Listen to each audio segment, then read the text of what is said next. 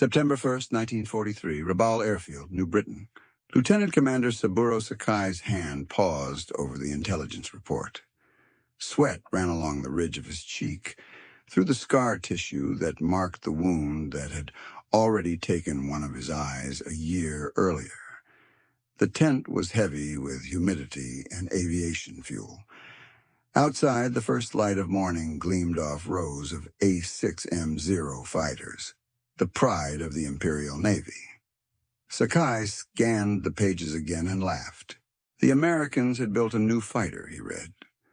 A machine so heavy it could barely climb, so wide it could barely turn.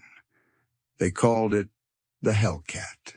His officers joined in the laughter. It was absurd. A 6-ton fighter that weighed nearly twice as much as a Zero. Another American overbuilt failure, they said. A machine that would collapse under its own excess.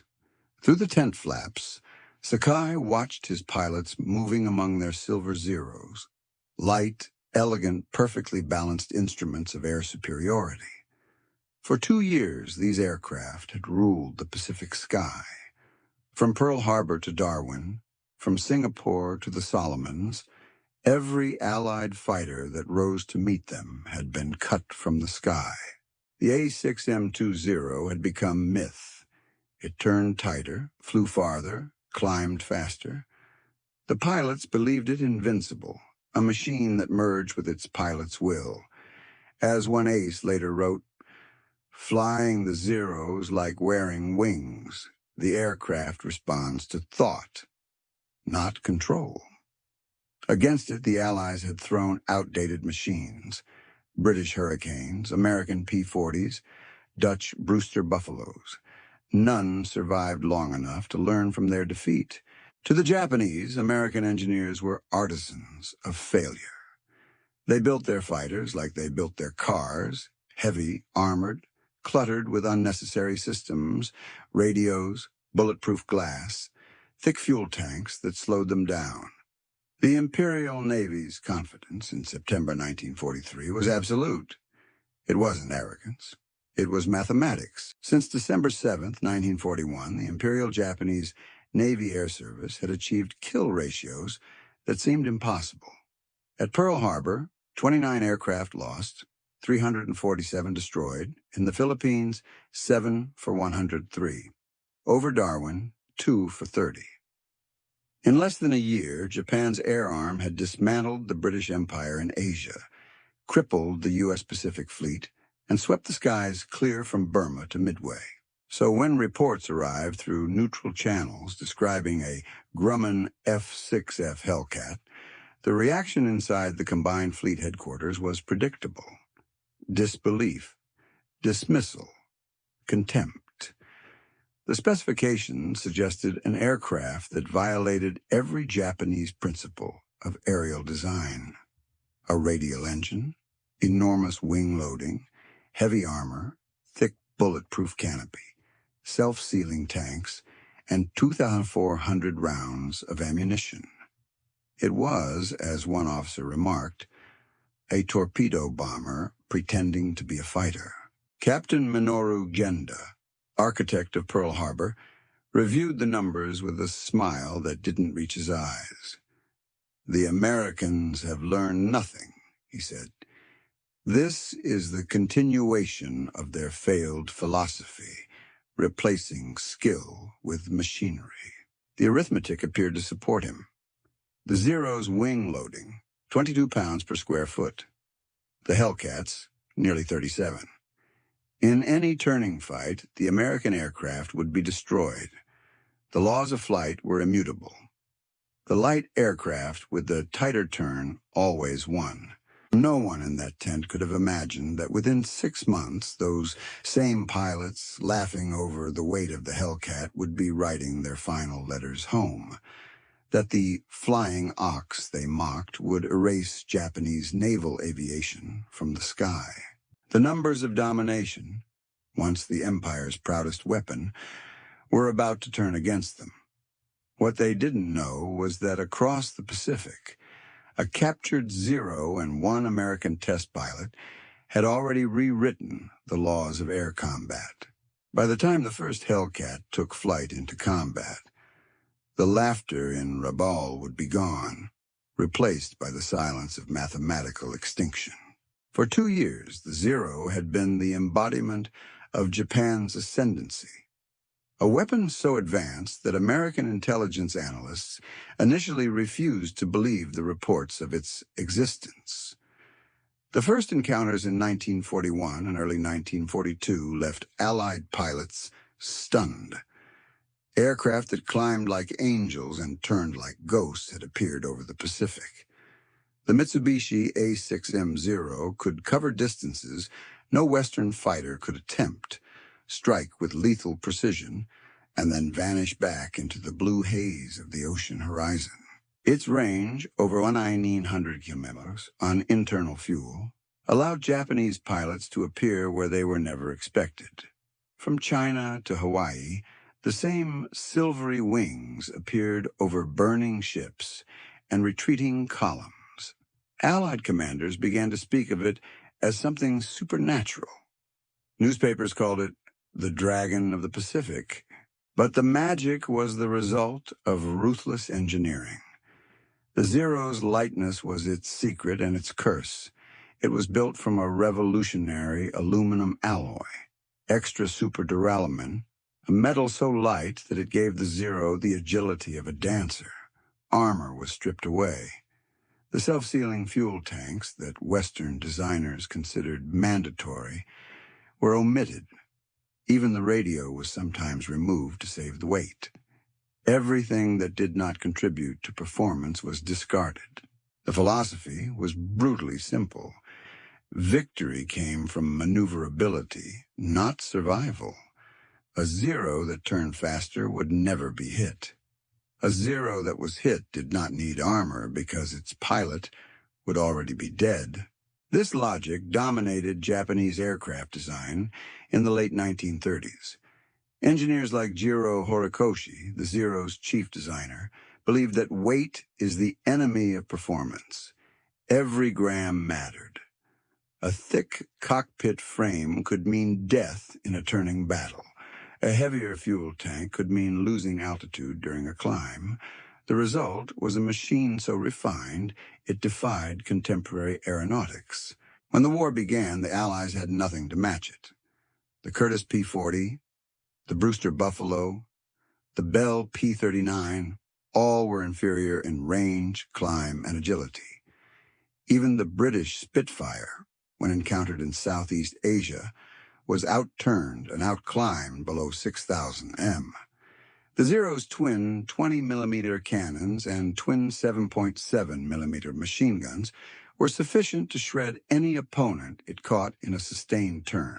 In the early months of 1942, American pilots fought and died without understanding what they were facing. Reports from the Philippines, Java, and the Coral Sea described an aircraft that seemed to defy physics. Pilots spoke of dogfights where the enemy turned inside their loop as if gravity itself had changed sides. One American report called it a flying myth. It wasn't until June 1942 that the myth began to unravel. On June 3, 1942, during a routine patrol from the Aleutians, a Japanese Zero, piloted by Petty Officer Tadayoshi Koga, took a burst of anti-aircraft fire that ruptured its fuel line. Attempting an emergency landing on Akutan Island, he chose a flat stretch of bog that looked firm from the air. It wasn't. The aircraft flipped forward, killing Koga instantly, but leaving the Zero largely intact. 5 weeks later, a U.S. Navy PBY Catalina patrol spotted the wreckage glinting in the tundra. A recovery team arrived by ship, extracted the aircraft, and transported it to Dutch Harbor, then to North Island Naval Air Station near San Diego. For the first time in the war, American engineers had a fully intact Zero, the most dangerous weapon in the Pacific, sitting quietly on an airfield. They called it the Akutan Zero. When the news reached Washington, Navy intelligence immediately assigned the aircraft to a small team of engineers and pilots at North Island. Among them was a 31-year-old test pilot named Eddie R. Sanders, a man known for his calm precision and his mechanical empathy. Sanders had flown everything from Wildcats to prototype bombers. His task was simple and impossible: discover the Zero's secrets and find a way to beat it. The Akutan Zero was repaired using captured Japanese parts and meticulous American craftsmanship. Within weeks, it was airworthy. Sanders climbed into the cockpit for the first test flight on September 20th, 1942. The ground crew watched as the machine that had terrorized the Pacific lifted gracefully into the California sky. What Sanders learned in the next 4 months would rewrite the mathematics of aerial combat. He flew it over 60 times, testing roll rate, climb, stall behavior, and control sensitivity. The data astonished him.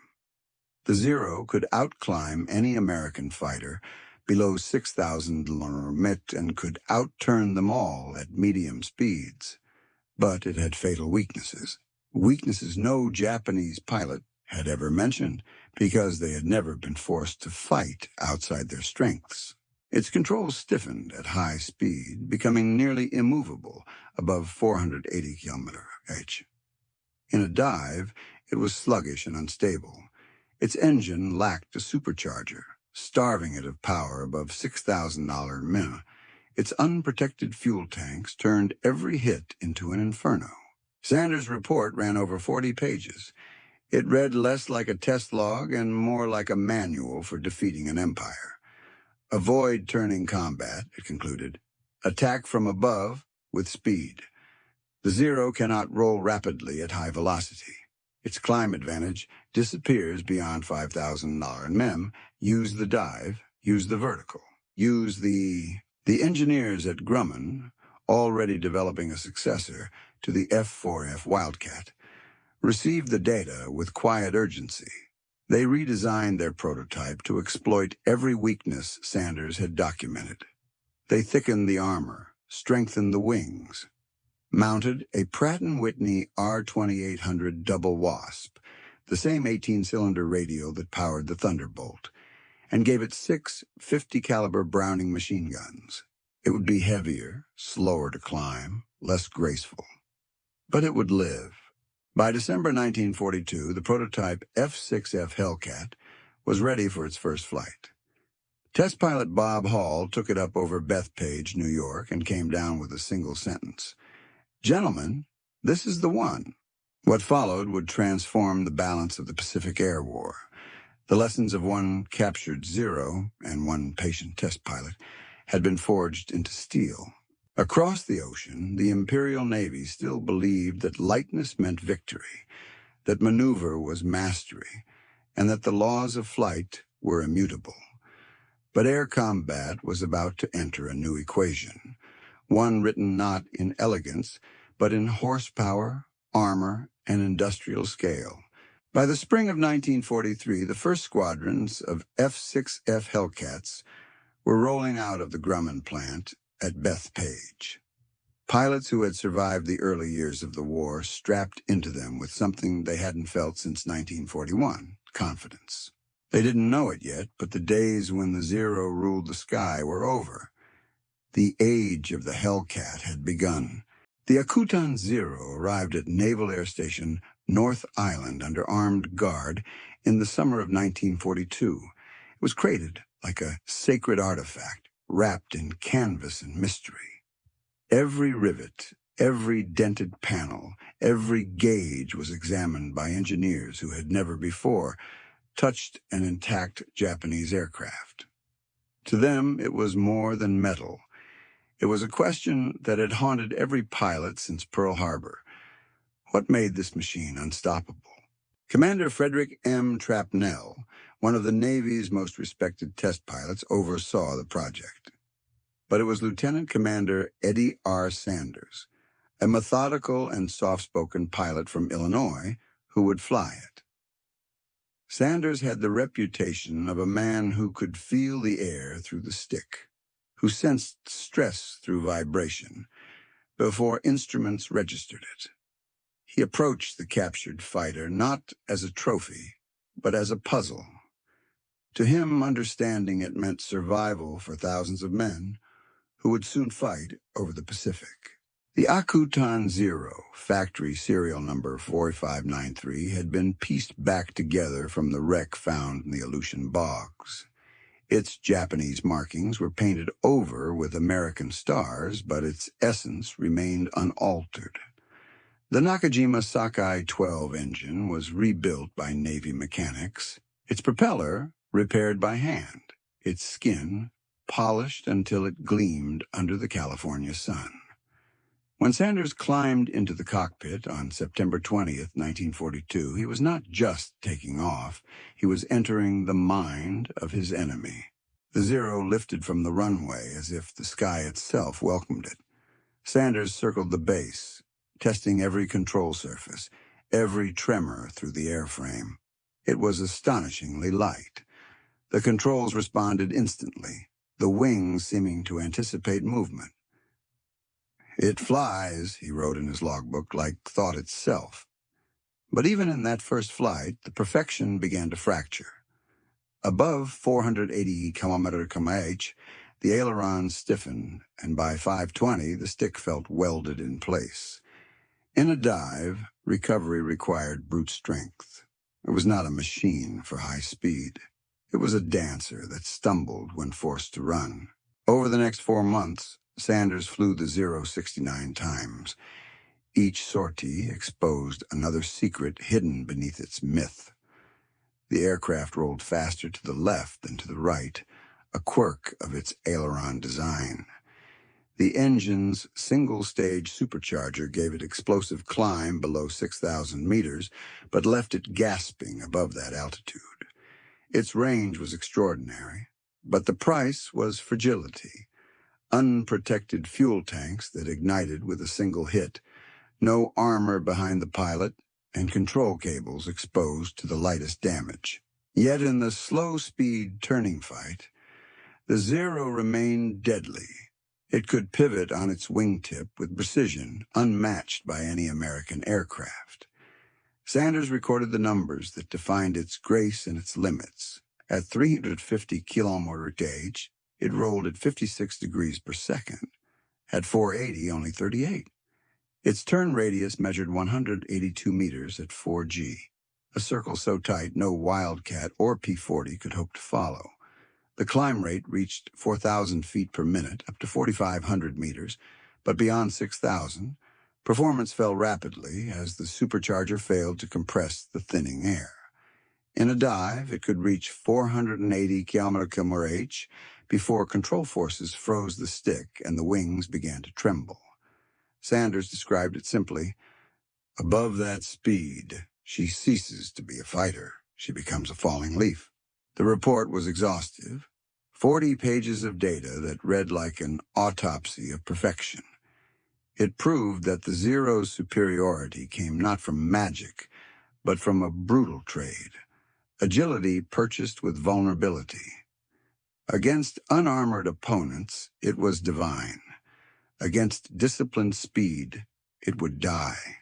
The findings reached Grumman Aircraft Engineering in Bethpage, New York, where designers were already shaping a successor to the F4F Wildcat. Sanders' data arrived like a revelation. Their prototype, the XF6F1, had been designed with the same 1,700 horsepower Wright R2600 engine as the Avenger torpedo bomber. It was adequate, but the Zero's flight tests demanded something far stronger. Grumman's engineers made a radical choice. They installed the Pratt & Whitney R2800 Double Wasp, an 18-cylinder radial, delivering over 2,000 horsepower. It would add weight, but weight no longer frightened them. Armor plating encased the cockpit and oil systems. Self-sealing tanks replaced the fragile cells the Japanese had abandoned. The wings were reinforced to carry 6 Browning M2 .50 caliber machine guns, each with 400 rounds. The structure was built to absorb damage, not avoid it. The result was a fighter that on paper violated every Japanese principle of air combat. It was heavy, it was blunt, it was slow to turn, but it was indestructible. When test pilot Bob Hall took the prototype aloft in June 1942, it climbed like a storm. After landing, he sent a single message to the engineering office. "Gentlemen, this is the one." Eddie Sanders was invited to evaluate it personally. He compared its handling notes to the Akutan Zero's data. What he found confirmed Grumman's gamble. The new fighter outrolled the Zero at any speed above 400 km/h. It could dive faster, recover easier, and retain power where the Japanese engine suffocated. Its armor and self-sealing tanks made it 10 times as survivable. It was, Sanders wrote, the weapon the Pacific has been waiting for. The Navy named it the F6F Hellcat. At Bethpage, production accelerated until the factory became a city of steel and light, operating 24 hours a day. The first pre-production models reached the fleet by January 1943. The pilots who climbed into them sensed at once that this was different. The cockpit was wide, the controls steady, the engines roared deep and confident. One pilot called it a wildcat grown up. The Akutan Zero was retired from flight and placed in storage. Its purpose had been fulfilled. From the wreckage of a single Japanese fighter, an entire doctrine had been born. Naval aviators across the Pacific began watching training films based on Sanders' data, calm voices explaining how to fight and how to live. Avoid turning combat. Keep your speed. Attack from above. Dive through. Climb away. The Zero cannot follow you there. The lesson was simple and deadly. By early autumn 1943, the first Hellcats were aboard carriers, steaming toward Wake Island. Beneath their dark blue paint lay the ghost of the Akutan Zero, the enemy that had taught America how to build a better killer. And as the engines warmed, as the decks vibrated under the thrust of the R-2800s, the balance of the Pacific War was about to tilt forever. The laughter that had echoed through Japanese tents at Rabaul was about to be silenced by the thunder of 6 Brownings and the mathematics of survival. Grumman's design offices in Bethpage, Long Island, never slept. Even before midnight, the lights glowed from the drafting rooms, a silent, unbroken chain of engineering that stretched from the first sketches of the F4F Wildcat to the blueprints now pinned across the walls. The air smelled of graphite, oil, and coffee. Beneath the noise of typewriters and drawing machines, the heartbeat of American industry pulsed with mechanical precision. The data from the Akutan Zero arrived in folders stamped classified. Test charts, roll curves, control graphs, Sanders' handwriting marched across every page. Avoid low-speed turns. Build for speed, not grace. The message was clear. The engineers studied it, not with excitement, but with cold determination. This was not about revenge or pride. It was mathematics. One machine redesigned to defeat another. The existing prototype, the XF6F1, had been promising but not exceptional. It used the right R2600 engine, 1700 horsepower, reliable, but insufficient. In comparative tests, it still fell behind the Zero in climb and acceleration. Sanders' flight data forced a complete rethinking. Grumman's engineers, led by Leroy Grumman, Bill Schwendler, and Jake Swerble, proposed something radical. Swap the entire engine and rebuild the frame to carry the 2,000 horsepower Pratt & Whitney R2800 Double Wasp. That decision changed everything. The new engine was 320 kilograms heavier and generated 30% more torque. To handle it, the fuselage had to be strengthened. The wings were redesigned with a thicker spar and new hydraulic folding mechanisms for carrier storage. Armor plating surrounded the cockpit, fuel tanks, and oil systems. The canopy was widened for visibility. The landing gear was lengthened for safer carrier takeoffs. The redesign took only 6 weeks. Engineers worked 12-hour shifts, 7 days a week. At the peak of effort, 9,000 workers filled the Bethpage plant. Welders, machinists, draftsmen, and women assembling electrical systems under floodlights that never dimmed. When the first XF6F3 rolled onto the runway on June 26, 1942, it no longer looked like an agile fighter.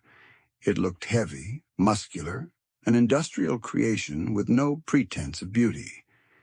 Yet as test pilot Bob Hall lifted it into the sky, its behavior stunned even its builders.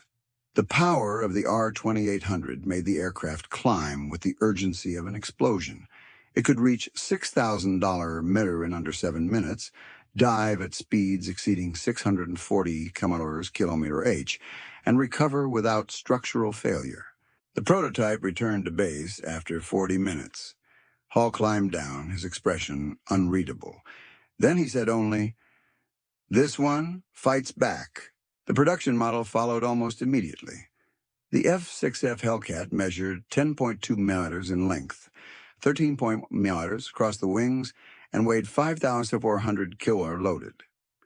Its 650 caliber Browning M2 machine guns could fire a combined rate of 4,500 rounds per minute, enough to shred a bomber in seconds.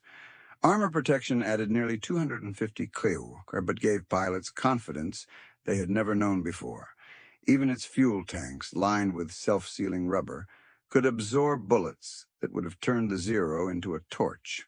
Everything about the Hellcat was deliberate. Its massive wings were not built for elegance, but for lift during short carrier takeoffs. Its wide undercarriage made deck landings forgiving. Its engine, tuned for durability rather than delicacy, could operate after losing a cylinder or two. Where the Zero was the weapon of an artist, the Hellcat was the tool of a factory, crude in appearance but perfect in purpose. At Bethpage, Grumman's motto was simple: build them faster than they can be shot down. In 1943 alone, 4,123 Hellcats rolled off the production line. By the war's end, over 12,200 had been built, each one hand-fitted, each one carrying the fingerprints of thousands of anonymous workers. The industrial choreography behind this achievement rivaled the complexity of any battlefield operation. Wing assemblies came by rail from Farmingdale. Engines arrived from Pratt & Whitney's East Hartford plant. Cockpit instruments from Minnesota. Propellers from Hamilton Standard in Connecticut. Tires from Goodyear in Ohio. Each component arrived on schedule, every bolt labeled, every shipment tracked. It was precision warfare without gunfire. A front of steel, logistics, and time. The first Hellcats were delivered to Fighting Squadron 9 VF-9 aboard the USS Essex in March 1943. Pilots transitioning from Wildcats noticed the difference immediately. The controls were heavier, but stability was unmatched. In dives, the aircraft remained rock solid, while older fighters fluttered. In climb, the Double Wasp's roar filled the cockpit like a living engine of war. One pilot wrote in his logbook, "For the first time since 1941, I don't feel like prey." By the summer of 1943, Grumman's Bethpage plant was producing one Hellcat every 66 minutes. Assembly lines ran through the night under floodlights that turned the factory into an island of daylight. The process resembled an orchestra. cranes swinging fuselages into position, pneumatic rivet guns snapping in rhythm, engines tested at full throttle before installation. Each completed aircraft was rolled outside, fueled, and flown directly to a naval air station for shakedown flights. The Hellcat was built not only as a machine, but as a statement, proof that America's industrial system could learn, adapt, and outproduce any enemy. Every adjustment Sanders had recorded, every weakness he had uncovered in the Zero, was countered in metal and horsepower.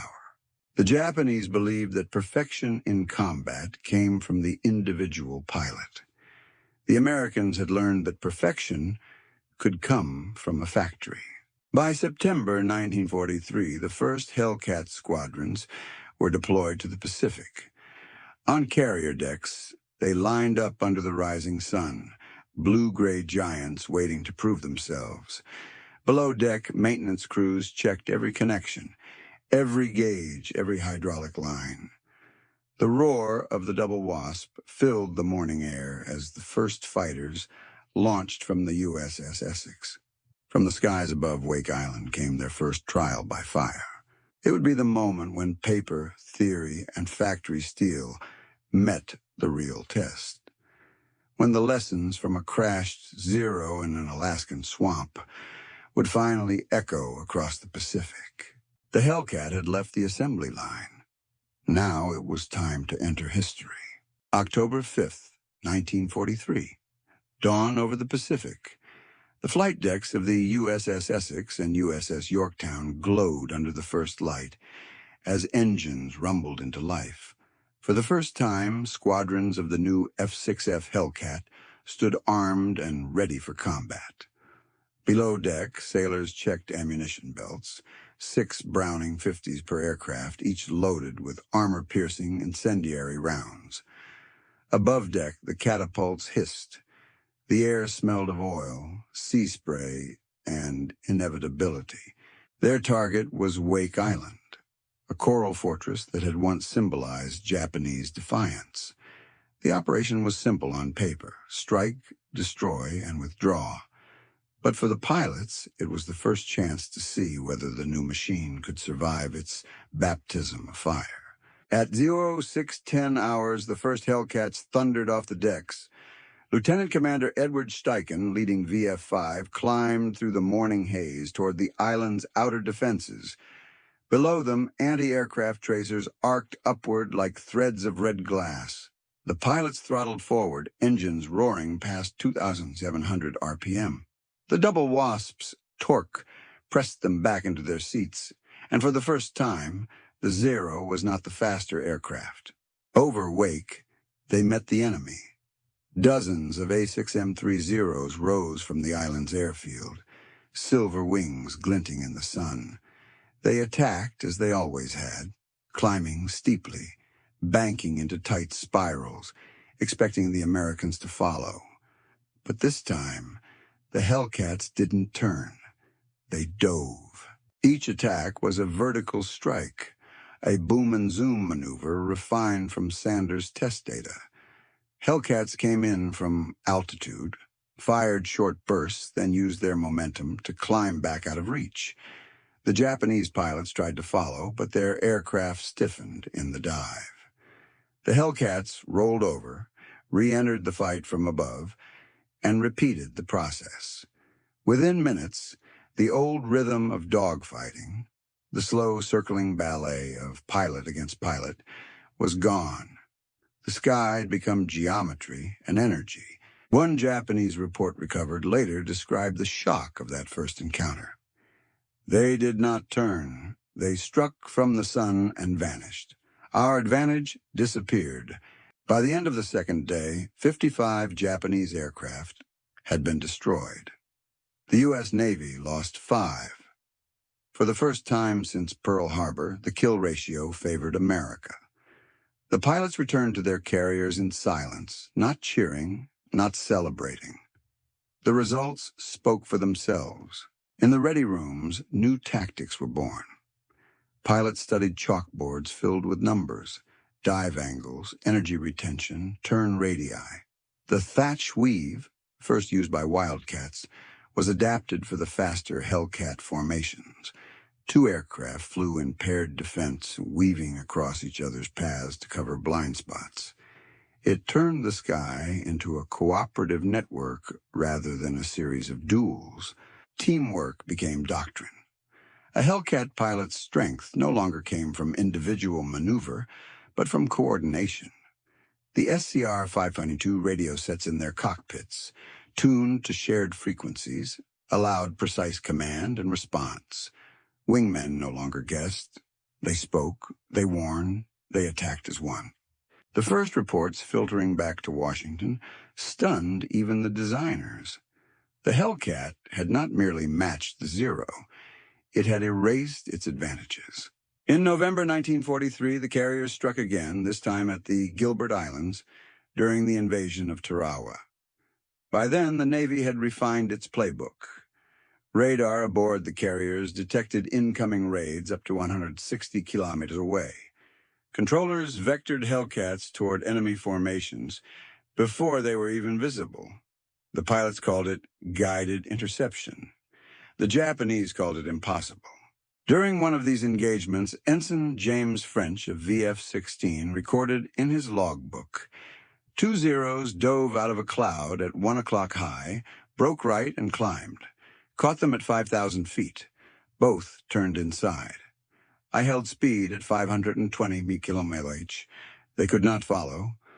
Fired 180 rounds. One exploded mid-air. The other tried to climb again. He stalled. I didn't." Each kill confirmed the new rule book of aerial combat: speed and altitude, not turn and intuition. The Hellcat was rewriting the grammar of air warfare. Japanese survivors described the experience as facing a machine that no longer fought like a man. "They do not duel," one pilot wrote. "They strike like machines." By early 1944, that perception was spreading through the Imperial Navy. Veterans who had once dominated the Pacific now faced opponents who fought with mechanical precision, guided by radar, coordination, and mathematics. The duelist era was over. The Hellcat's appearance over the Pacific was not just technological, it was psychological. For 2 years, Japanese pilots had believed their superiority was spiritual, born of training and will. The Hellcat destroyed that illusion as efficiently as it destroyed aircraft. In the officers' mess aboard USS Essex, Commander David McCampbell, who would later become America's top Navy ace, summarized it quietly. "We don't fight the same war anymore. They're still chasing ghosts. We're flying equations." By the end of 1943, the numbers confirmed it. Across the Pacific, Hellcats achieved a 13-1 kill ratio. On every new island, from Tarawa to Kwajalein, the pattern repeated. Japanese fighters rose to defend, fought with courage, and died against a machine that no longer played by their rules. The engineers at Bethpage had built not just an aircraft, but an idea. That war in the air could be won by precision, not instinct. As the carriers turned west toward the Philippines, the radio call signs changed, but the tone did not. Calm, clipped, efficient. The Hellcat had drawn first blood. Now it was ready to finish what the Akutan Zero had begun. By 1944, the skies of the Pacific had become a proving ground for technology. The duel between the F6F Hellcat and the A6M Zero was no longer a contest of pilots, but of engineering philosophies.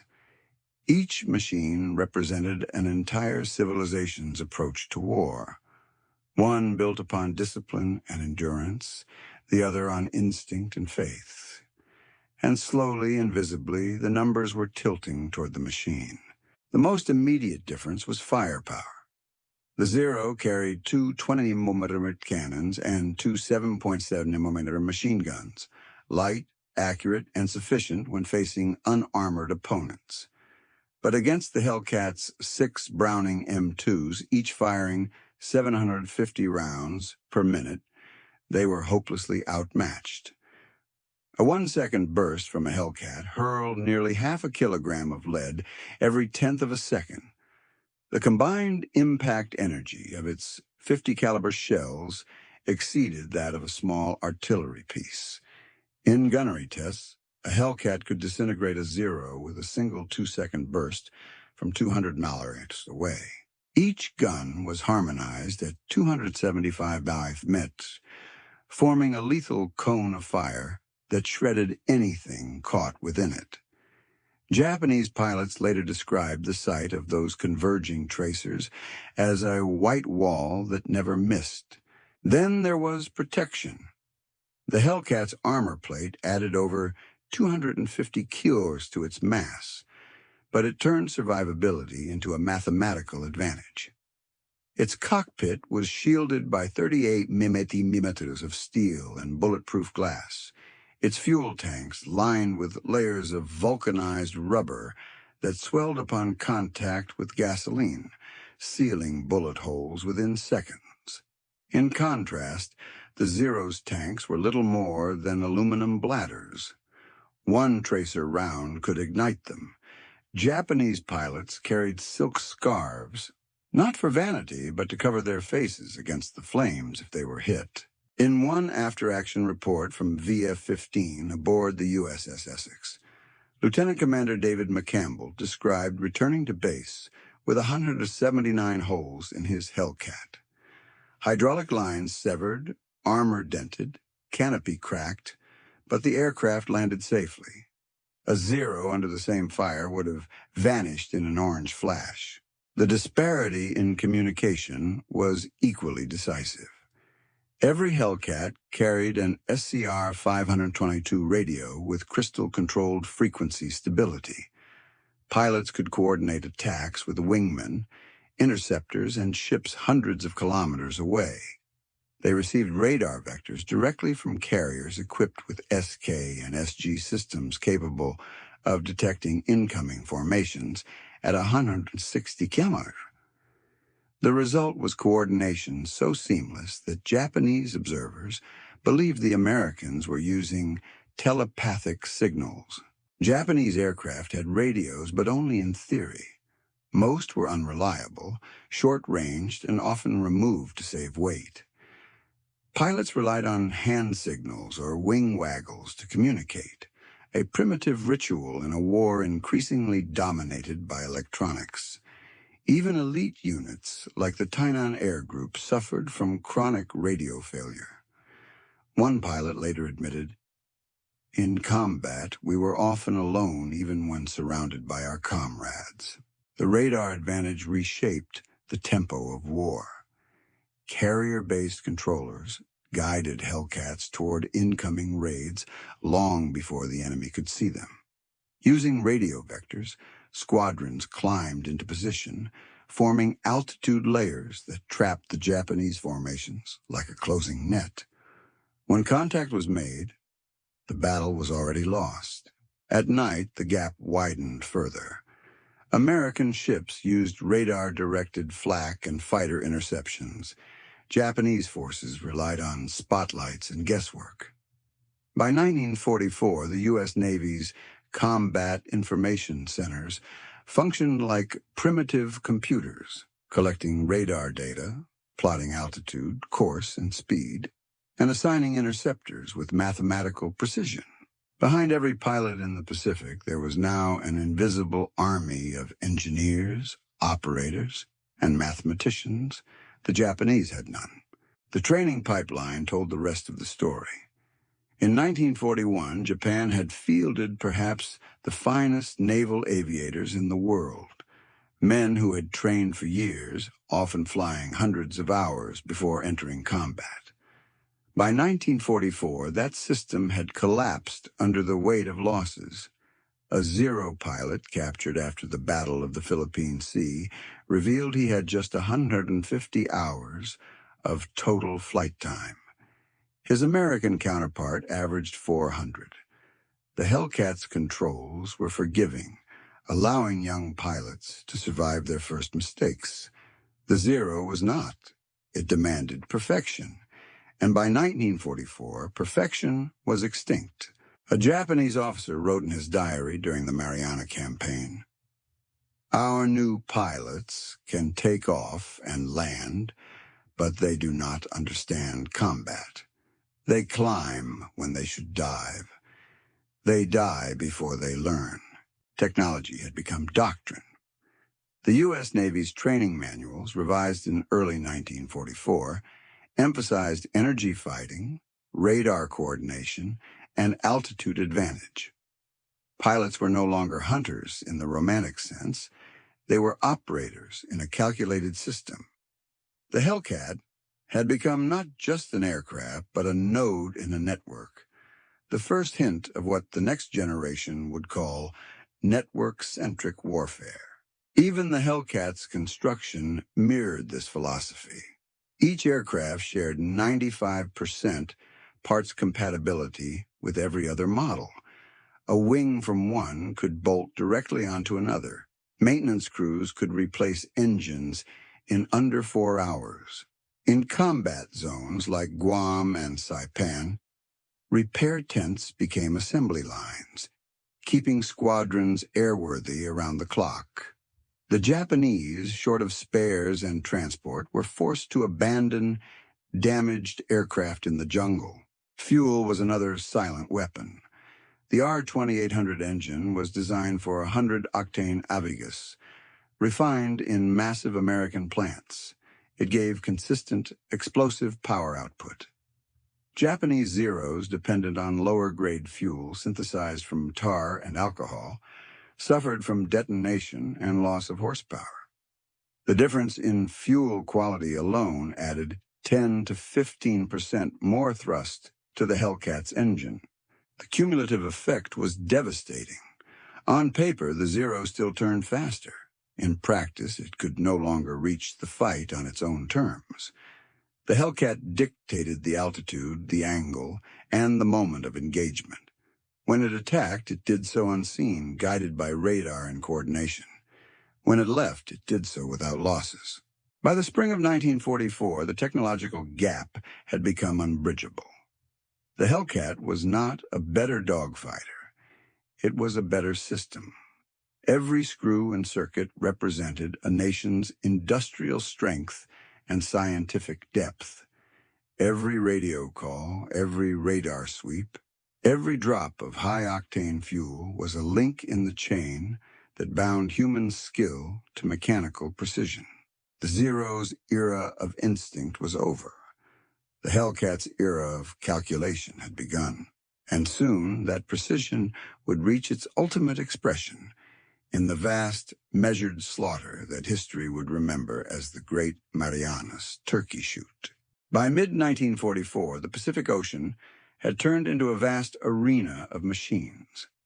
The American carrier groups that now sailed westward were no longer mere fleets. They were floating cities of steel, rhythmically launching aircraft from sunrise to sunset. Each takeoff was a mechanical promise. The war's direction had reversed. The A6M Zero, once the monarch of the skies, was now being hunted by its own obsolescence. The first great demonstration came over Formosa in October 1944. At dawn on the 12th, the horizon shimmered with contrails from more than whousing 300 American sorties. Radar aboard the USS Lexington detected enemy movement long before the Japanese could react. When the strike waves arrived, the island's defenders, barely trained replacements flying outdated aircraft, scrambled into a sky already occupied by hundreds of Hellcats. The battle lasted less than 4 hours. The American fighters didn't dogfight. They performed equations. They attacked from altitude, diving through the clouds at speeds that turned the air into a weapon. The Zeros tried to turn, to climb, to fight as they always had. But the rules had changed. Every dive was precise, every burst calculated. By the time the smoke cleared, over 300 Japanese aircraft had been destroyed. The Americans lost 14. Admiral Toyota later wrote, It was not a battle. It was anatomy. They cut the air apart, piece by piece, until nothing living remained. But the true breaking point had come months earlier, June the 19th, 1944, above the Philippine Sea. The Imperial Navy, desperate to halt the American advance toward the Marianas, assembled the last of its carrier air power, 9 carriers, 430 aircraft, and what remained of its veteran pilots. It was to be Operation A-Go, a massive, decisive strike that would reclaim Japan's honor and stop the American tide once and for all.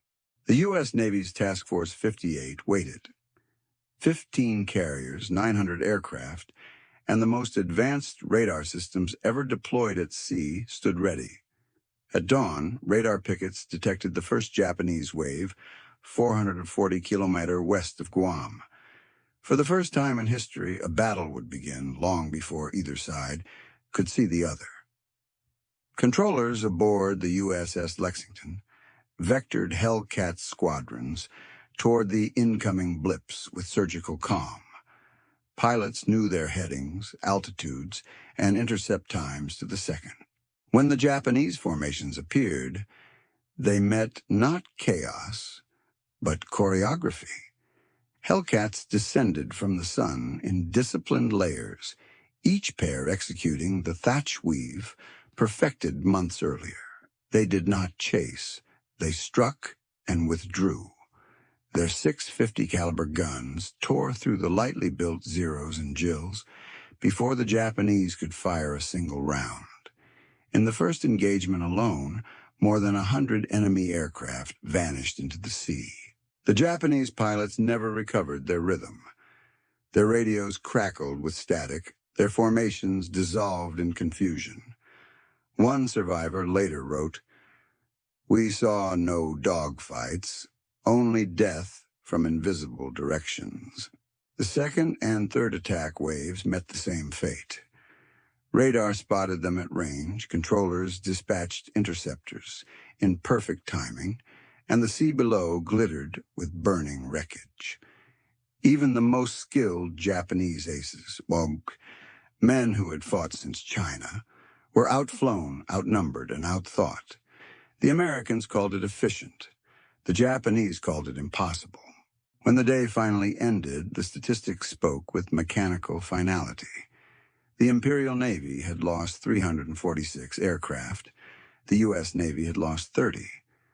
The kill ratio, at more than 11-1, rose even higher as scattered Japanese units were destroyed on their return, reaching nearly 19-1 by the time the last Hellcats landed. What had once been a contest of nations had become arithmetic. Of the 430 aircraft Japan launched that morning, barely 100 survived to limp back toward their carriers.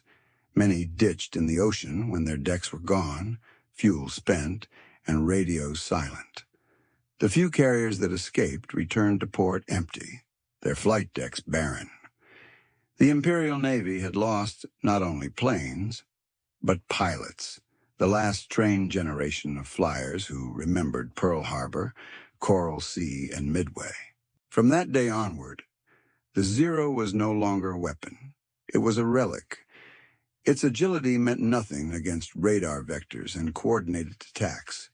Its range meant nothing when its bases were burning.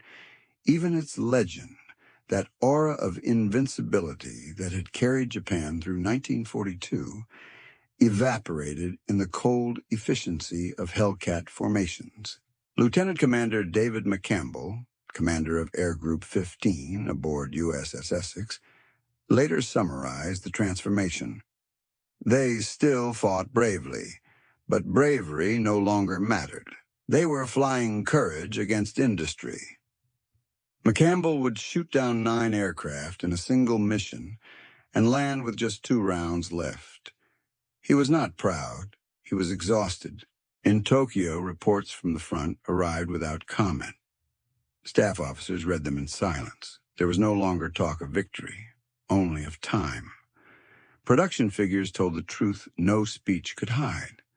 By 1944, American factories had produced over 40,000 naval aircraft, supported by 20,000 trained pilots.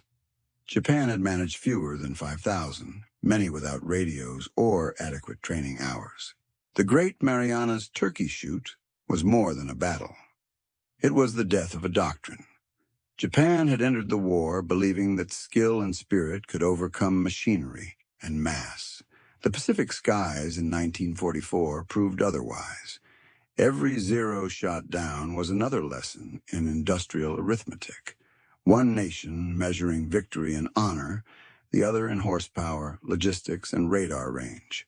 As the sun set over the Philippine Sea, the waves shimmered with oil and debris. The pilots aboard the USS Lexington watched the fires fade on the horizon. No one cheered. There was nothing glorious about the destruction they had just witnessed. It was efficient, relentless, and complete. In less than 12 hours, the Imperial Japanese Navy's air arm, once the most feared force in the world, had ceased to exist. And yet the Americans knew the war was not over. The enemy still had one weapon left, one that required no training, no fuel, no factories, only faith. It would soon appear from the clouds in a final act of desperation, carrying both pilot and bomb as one. The world would come to know it by a single word: kamikaze. Autumn, 1944. The empire was dying, but no one in Tokyo dared say it aloud. The airfields that had once launched hundreds of Zeros now lay in ruin. Factories in Yokosuka and Nagoya stood silent, stripped of aluminum, engines, and men. Pilots still saluted, still repeated the ritual oaths, but their faces betrayed the truth. The age of Japan's air power was over, and yet in the ashes of defeat, a new idea emerged, one that defied strategy, mathematics, and reason. If machines could no longer win, perhaps sacrifice could. It began quietly in the final weeks of the Philippines campaign. The Imperial Navy, unable to stop the advancing American fleets, sanctioned a plan that would merge weapon and pilot into one. The word itself came from ancient poetry: kamikaze, divine wind. To the strategists, it was a desperate calculation. To the pilots, it was faith given form. At Mabalacat Airfield in October 1944, Lieutenant Yukio Seki volunteered to lead the 1st Organized Special Attack Unit. He was 23, a graduate of the Naval Academy, engaged to be married. When told the mission was one way, he hesitated only briefly. "If by my death," he said, "Japan can live one more day, I will go." 5 Zeros took off that morning, each carrying a single 250-kilo bomb, bolted under the fuselage. They climbed into the glare of the sun, their propellers humming a funeral dirge across the sky. Hours later, radar screens aboard the USS St. Lo flickered with the incoming contacts. The ship's gunners opened fire, but the formation did not break. 1 Zero slammed into the flight deck at 650 km/h. The bomb detonated beneath the hangar. In minutes, the St. Lo was engulfed in flames and sinking. The news electrified Tokyo. For the first time since Midway, Japan had struck a visible wound against an American carrier group. The message spread like fire. Where technology failed, willpower would triumph. But the numbers told a darker story.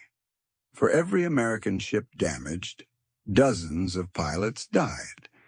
The St. Lo's destruction was a singular success amid hundreds of futile dives into open sea. Still, command persisted. Within weeks, kamikaze units formed across the Philippines, Okinawa, and Kyushu. They came from universities, farms, and flight schools, boys barely trained to fly level. Many had logged fewer than 40 hours in the air. Their aircraft were patched together from spare parts, sometimes stripped of radios to save weight. They were given a white headband, a cup of sake, and a letter to their parents, Photographs show them smiling beside their planes, though few reach the enemy fleets alive. A Zero could carry 500 kilo of explosives. A Hellcat carried 6 machine guns, a 2,000 horsepower engine, radar guidance, and the full backing of an industrial empire. The results were inevitable. In Okinawa, April 1945, over 1,900 kamikaze sorties were launched. Less than 1 in 10 reached their targets. American radar tracked them hundreds of kilometers out, vectoring Hellcats and Corsairs to intercept. Those who broke through faced anti-aircraft batteries guided by radar fire control, a ring of steel that shredded the sky. The American reports were mechanical in tone. Interception at 110 miles. 12 enemy aircraft destroyed before contact. Remaining 3 splashed after release dive. Yet behind each entry lay the end of a young life. Captured diaries later revealed no illusions. Many pilots understood the futility of what they were ordered to do. One wrote, "Our planes are fragile, our engines weak. We die for honor, not for victory." Another, a 19-year-old cadet from Kagoshima, scribbled in his notebook before takeoff, "If I had a stronger engine, I would fight. But all we have left is our bodies." By then, Japan's aviation fuel was almost gone. Factories could no longer refine high-octane fuel. Pilots trained on wooden replicas of cockpits. The Zero, once the sleek instrument of domination, had become a crude missile, the last expression of a broken system. To American pilots flying Hellcats, the encounters became haunting. They shot down burning Zeros that never tried to evade, never turned away. Some fell in pieces before impact, others struck the ocean like spears. Lieutenant Charles Mallory of VF-12 recalled, "They came straight at us, steady, perfect, like they weren't flying but falling on purpose." The kamikaze was not a strategy. It was a confession that the war had outgrown human courage. By mid-1945, Japan's airfields were graveyards of wrecks, each with a name painted on its fuselage, waiting for a pilot who would never come. Above them, the last squadrons of Hellcats patrolled an empty sky. The Pacific had become quiet again, but it was not peace. It was exhaustion. And far to the north, in the cities of Nagoya and Yokohama, American bombers were preparing to deliver the final silence, one that no fighter, Zero or Hellcat, could challenge. August 15th, 1945. The transmission came at noon, carried across the shortwave bands, in a trembling voice no one in Japan had ever heard before, that of Emperor Hirohito himself. He spoke of enduring the unendurable, of ceasing resistance to avoid the ultimate collapse of the nation. Outside, the cities lay in ruins, the factories gutted, the airfields stripped bare. The Empire's pilots, those who had once ruled the skies from Hawaii to Ceylon, were gone. The war that had begun with Zeros over Pearl Harbor ended with silence over Tokyo Bay. On the deck of the USS Missouri, as the surrender documents were signed, a few Hellcats circled overhead. Their engines rumbled softly through the clouds, symbols of an industrial age that had triumphed over faith and instinct. Below them, the representatives of the Empire bowed their heads. The aircraft that had once carried the rising sun had been reduced to museum pieces and wreckage, scattered from Saipan to Formosa. In hangars across the Pacific, American technicians examined the remains of the Zero: stripped wings, shattered fuselages, burned instruments. The engineers studied them the same way Eddie Sanders had studied the Akutan Zero 3 years earlier, but now the purpose was different. The mystery had been solved. The design that once inspired awe had become a historical specimen. The first great lesson in how speed, innovation, and production could overturn the mastery of art. For the men who had flown the Hellcat, the victory felt mechanical, not personal. Many spoke of the war in tones of fatigue rather than triumph. Lieutenant Commander David McCampbell, America's leading Navy ace with 34 victories, later said, "The Hellcat did the fighting. We were just there to guide it." He wasn't exaggerating. By the end of the war, the F6F Hellcat had achieved 5,223 confirmed kills against the loss of 270 aircraft in combat, a ratio of 19.3 to 1, unmatched in aviation history. These numbers weren't born from luck or superstition. They were the product of a new kind of warfare, one fought not in duels, but in data. Each Hellcat was a statistical instrument built from lessons extracted from the Akutan Zero, refined by engineers, mass-produced by factories, and flown by men trained through standardized precision. The Hellcat's industrial pedigree reshaped the Navy's doctrine. No longer would success depend on individual aces or intuition. Victory would come from systems, radar networks, radio coordination, mechanical redundancy, and endless replacement capacity. The Navy's post-war reports described it coldly. The F6F demonstrated that survivability multiplied by production equals air superiority. For Japan, the legacy was introspection. The war revealed that brilliance in design meant nothing without resources to sustain it. The Zero had been a triumph of ingenuity, but ingenuity without infrastructure was a dead end. In 1946, the first technical missions from Japan to the United States studied the very systems that had destroyed them: logistics, radar, and mass production. Their conclusion was simple: technology must serve organization. Eddie Sanders lived quietly after the war, his role in the Akutan tests fading into footnotes. But every pilot who flew a Hellcat carried his work in the wings beneath them. What began as one wrecked aircraft on a frozen island had reshaped the air war of an entire ocean. The Hellcat itself faded quickly from service, after 1945, replaced by jet-powered successors that owed their lineage to its design principles: heavy armor, stability, and overwhelming firepower. Yet its legend endured, not for beauty or innovation, but for what it represented. The moment when war became an equation and survival depended on comprehension, not courage.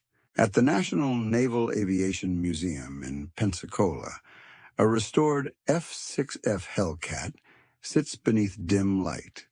Its dark blue paint is chipped, its fuselage bearing the faint scars of combat.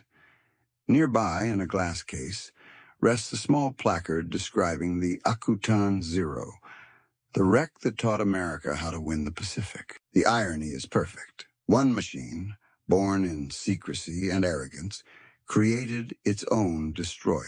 In the end, the war between the Zero and the Hellcat was not a duel of nations, but of ideas. One believed mastery came from the pilot's spirit. The other proved it came from the engineer's mind. And in the quiet that followed 1945, among the wrecked airfields and silent factories, a single truth remained: that understanding the enemy's machine had been the first step to mastering war itself.